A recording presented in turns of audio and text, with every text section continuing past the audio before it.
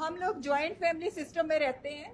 ہمارے گھر پہ اسیب کے اثرات ہیں اور زیادہ میرے شوہر پہ کیونکہ ان کے کپڑوں پہ خون کے نشان لگتے ہیں. تقریباً 10 سال سے ایسا ہو رہا ہے. تو ہم نے وہ شروع کر دیے ہوئے ہیں. سورہ بقرہ بھی سنتے ہیں, پڑھتے بھی ہیں. کسی ٹائم زیادہ ہو جاتے ہیں, کسی ٹائم کم ہو جاتے ہیں. اب مسئلہ یہ ہے کہ ہمیں بالکل یہ اندازہ نہیں ہو رہا کہ ہمارا دشمن کون ہے.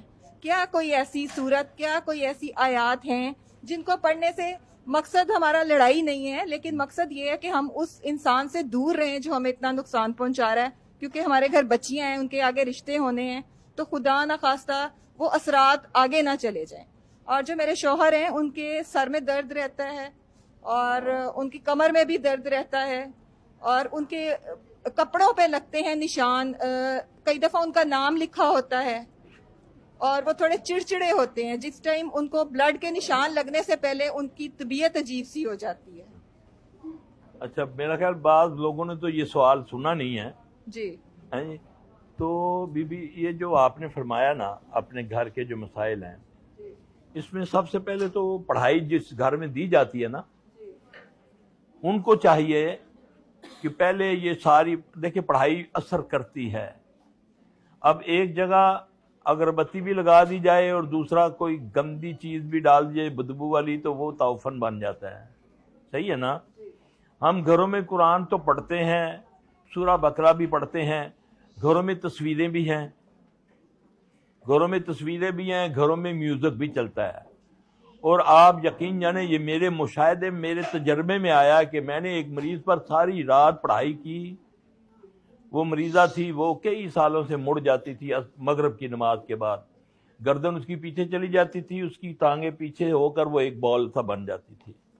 ہم ساری رات پڑھائی کرتے تھے, ابتدائی ایام تھے, میں اس کام میں آیا تھا. تو رمضان آیا تو آپ یقین جانیں اس دن میں نے میوزک کے مضرات کو دیکھا. وہ جو مراسی آتے ہیں نا جگانے کے لیے, ہم اس گھر میں ساری رات پڑھائی کر رہے تھے, میرے 3 شاگرد تھے.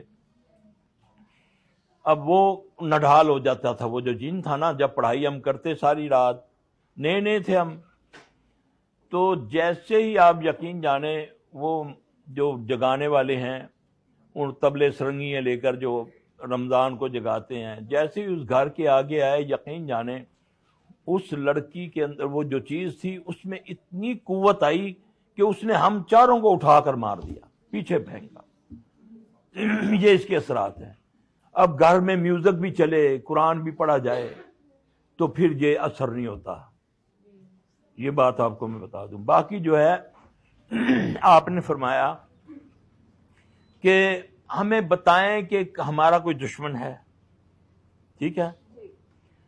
تو اللہ کے نبی صلی اللہ علیہ وسلم نے فرمایا کہ کبھی تمنا نہ کرو کہ دشمن سامنے آئے, اللہ اس کو وہیں ختم کر دے. اب میں دشمن بتا دوں, ایسے ہی تیری پپھی لگ دی ہے, اب گئی نا پپھی تو گئی نا, اب جو پاویں ہوئے بھی نا, ٹھیک ہے نا. اب یہ کیوں نہیں تمنا کرتی کہ اللہ ہمیں اس وبال سے نجات دیتے.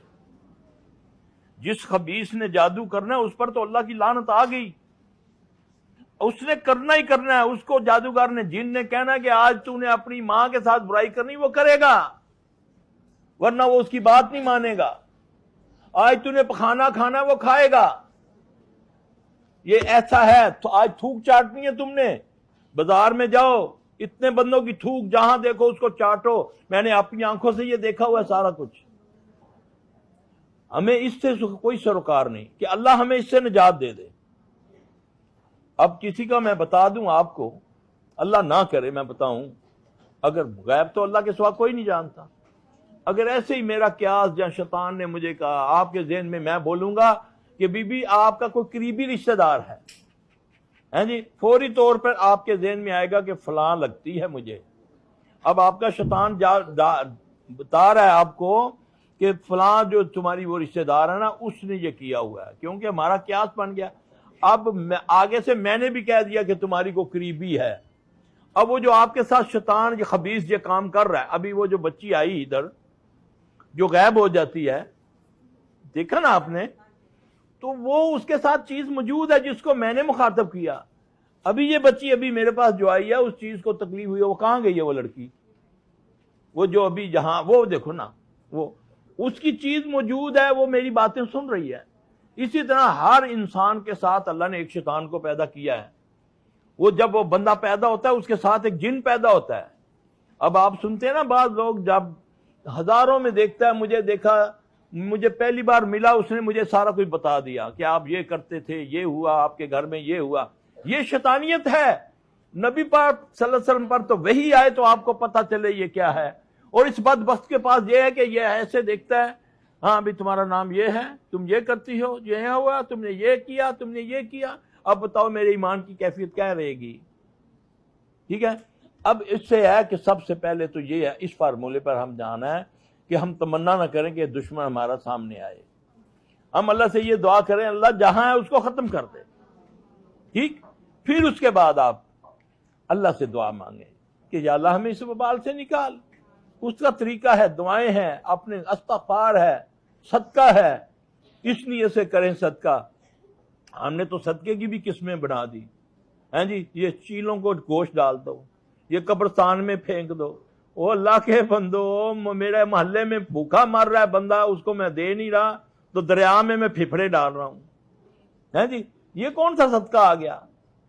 صدقے سے علاج کرو۔ محمد صلی اللہ علیہ وسلم نے فرمایا صدقہ بلا کو ٹال دیتا ہے، ٹال دیتا نہیں، صدقہ بلا کو کھا جاتا ہے۔ ہم صدقہ کب دیتے ہیں؟ جب بلا چمڑ کے گردن کو دبوچ لیتی ہے۔ صدقے سے علاج کرو، چاہے ایک آنا دو، ایک کھجور کی گٹلی دو، یہ صدقہ ہے۔ اور انشاءاللہ نہیں دے سکتے، راستے میں کوئی رکاوٹ دور کر دو، وہ تمہیں صدقے کا ثواب ہے، اور صدقہ بلا کو کھا جاتا ہے۔ اب آپ گھر میں سورہ بقرہ پڑھی آپ نے؟ جی پڑھتے ہیں، لگاتے بھی ہیں، اب سنیں، پڑھتے بھی ہیں آپ نے سورہ بقرہ پڑھنی ہے، جی پھر اس کے بعد سورہ صافات کی پہلی 11 آیتیں پڑھنی ہیں۔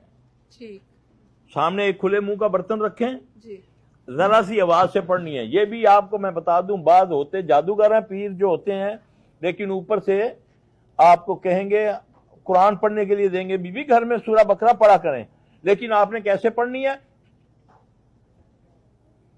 مخرج نہ ہو۔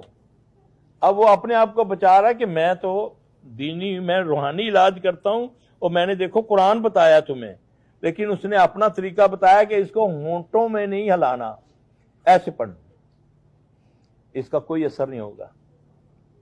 آپ نے اتنی آواز میں پڑھنی ہے کہ آپ کے کان میں آواز جائے، پھر آپ کے اندر سے جو ہوا نکلے گی، مخرج ہوگا، وہ پھیلتا پھیلتا پھیلتا پورے گھر میں اس کے اثرات جائیں گے۔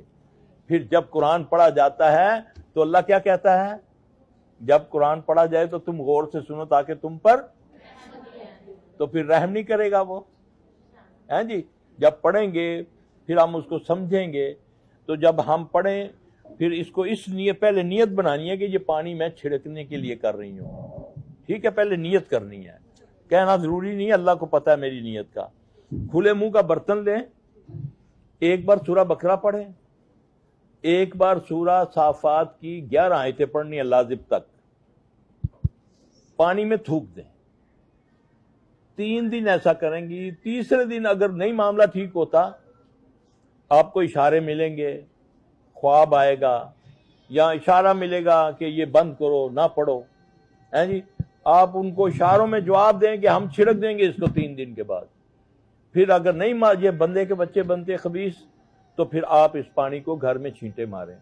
آج کل تو جدید دور ہے، وہ بوتل لے لیں سپرے والی، لوگ کہیں گے کہ یار یہ مچھر مار دے پین، آپ ان کو چھڑک دیں اپنے گھر میں، انشاءاللہ اللہ بہتر کرے گا۔ یہ پانی صرف چھڑکنا ہے یا پینا بھی؟ نہیں، یہ چھڑکنا ہے، ہاں جی۔ پینے کے لیے تو آپ جب بھی پڑھیں اپنے سامنے رکھ لیں، وہ دم ہو جائے گا۔